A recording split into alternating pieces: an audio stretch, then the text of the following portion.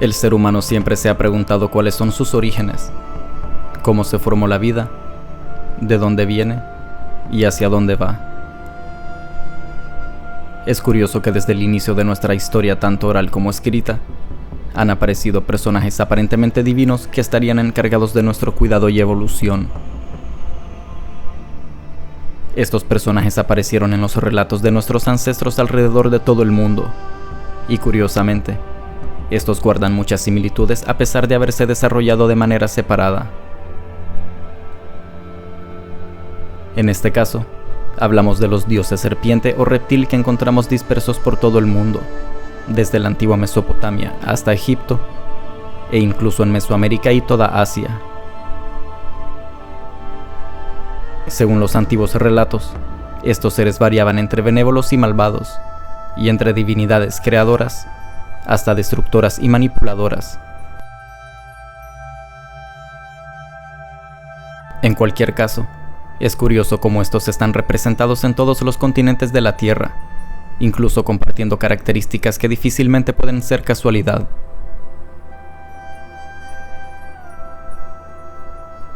Empezaremos hablando de las entidades reptiles que encontramos en Sumeria, la cual es una de las regiones con más historia de todo el planeta. En esta zona se supone que nació la civilización tal como la conocemos, así como la escritura e incluso la rueda.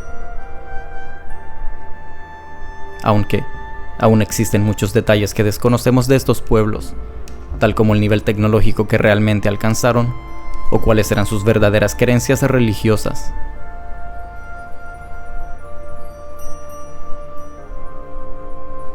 Aquí es donde nos encontramos con unos artefactos que llaman bastante la atención, los cuales son conocidos como los reptiles de Ubaid. La mayoría de estas estatuillas fueron encontradas en un sitio arqueológico llamado Al-Ubaid, ubicado al sur de Irak, aunque artículos similares han sido descubiertos cerca de la antigua ciudad de Ur.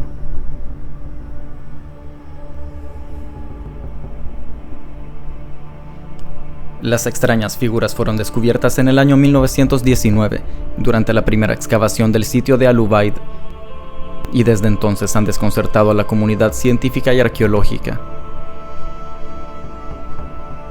Como se puede apreciar, las figuras representan a humanoides con características reptilianas, contando con cabezas alargadas, ojos almendrados y un hocico parecido al de un lagarto.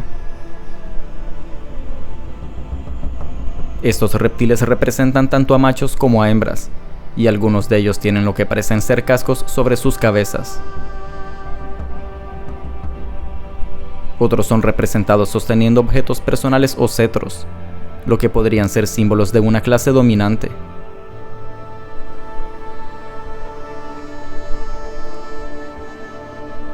Algunas de las figuras femeninas están amamantando a pequeños reptilianos aparentemente de la misma especie, es decir, a sus bebés. Algo que es curioso, ya que se supone que los reptiles no son mamíferos, o al menos los que conocemos. Los arqueólogos no están seguros de cuál es su origen, ni cuál era su uso real, aunque la posición más aceptada es que estos eran objetos religiosos rituales, tal como los ídolos utilizados por las religiones contemporáneas. Es decir, que estos representaron a lo que ellos percibían como sus dioses o superiores. La pregunta es, ¿representaban lo que sus mentes estaban imaginando? ¿O acaso estos representaron lo que sus ojos estaban viendo?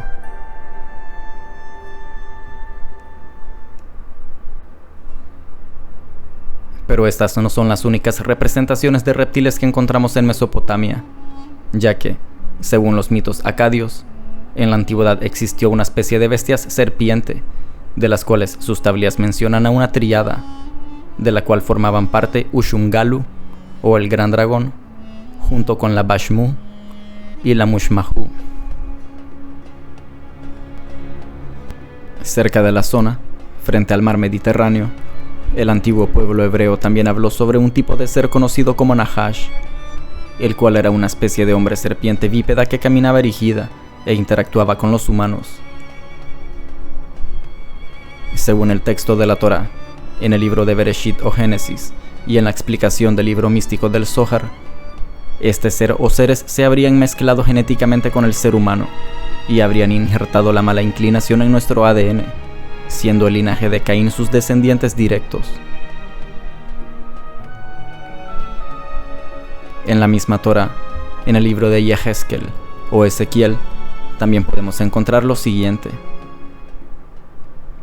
Entonces entré al santuario, y vi aquí toda clase de reptiles y bestias abominables, y todos los ídolos de la casa de Israel representados en la pared alrededor. Y estaban delante de ellos 70 hombres de los ancianos de la casa de Israel, y en medio de ellos estaba Hazanías, hijo de Shafán, cada uno con su incenciario en la mano. Y se elevó una especie de nube de incienso.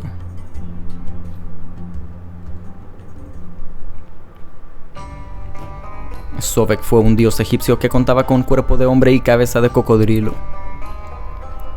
Según los mitos, Sobek era de carácter benéfico y fue el creador del Nilo, el cual habría surgido de su sudor. Este también era considerado el dios de la fertilidad, la vegetación y la vida.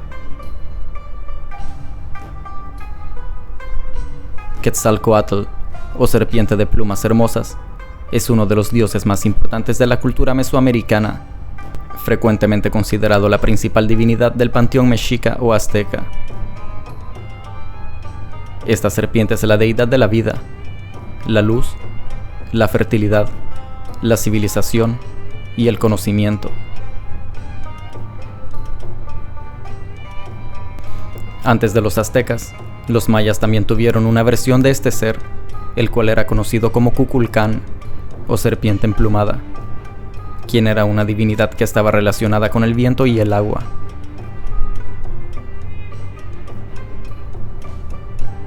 En el Popol Vuh, o la Biblia de los mayas, Kukulcán aparece bajo el nombre de Gucumatz.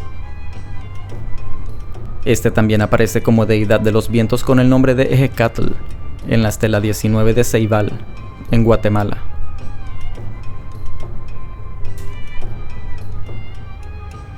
Aunque el origen de esta deidad podría estar en los olmecas, quienes presumiblemente fueron la primera civilización del continente americano, los cuales contaron con una escritura jeroglífica, imponentes ciudades con baños y alcantarillados, agricultura en masa, religión y ejército.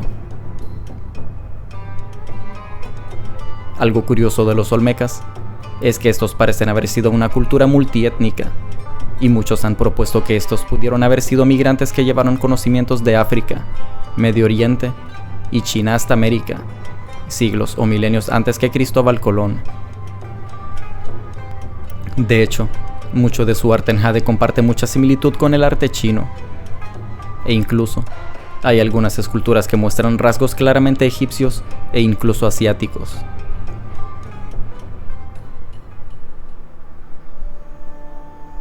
Justamente en Asia encontramos la figura del dragón, el cual guarda un parentesco bastante íntimo con Kukulcán y Quetzalcóatl. Para los chinos, el dragón es la deidad que controla la meteorología y las cosechas, muy similar a los antes mencionados. En la mitología japonesa también tenemos a una entidad conocida como Ryujin, el cual era la divinidad tutelar del mar. Este dragón japonés simboliza el poder del océano, y se dice que era capaz de adquirir forma humana.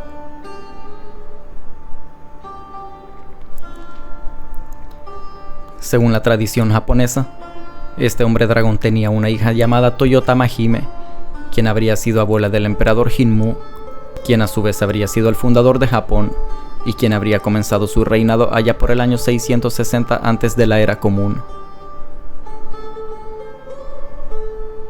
Este fue el primer emperador de Japón según el orden tradicional de sucesión, y todos los sucesores, incluyendo los reyes actuales, se consideran descendientes suyos, así como descendientes del antiguo dios dragón Ryujin.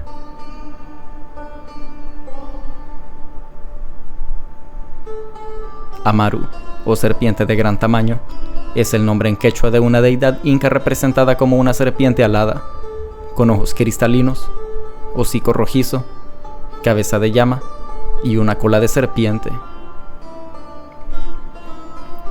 En la época incaica era símbolo de la sabiduría y se relacionaba con la economía del agua que riegan las tierras agrícolas, simbolizando la vitalidad del agua y las lluvias.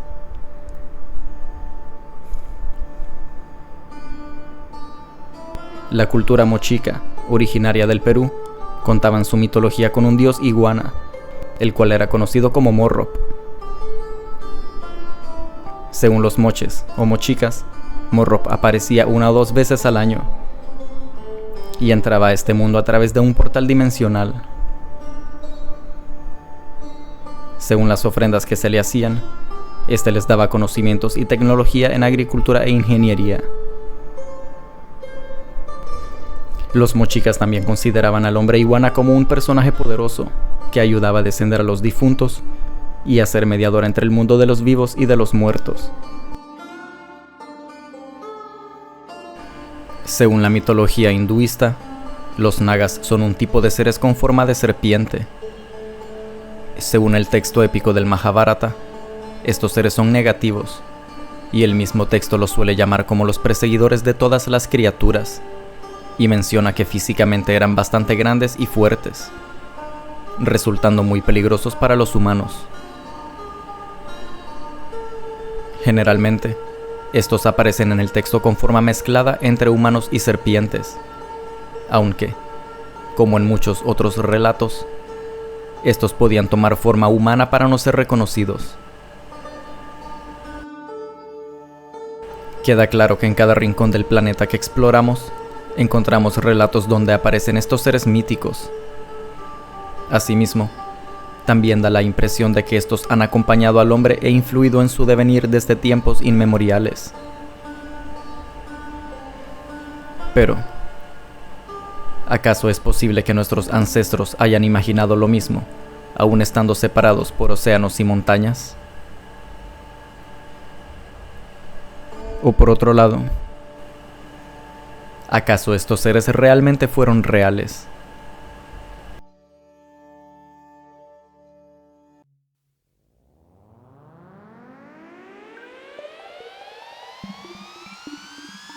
Si te gustó el video, apóyanos con un like y suscríbete para no perderte más misterios arqueológicos.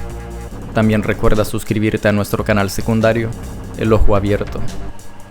También puedes darle un vistazo a los demás videos del canal, quizás te puedan interesar. Muchas gracias por quedarte hasta el final. Y sin más, hasta la próxima.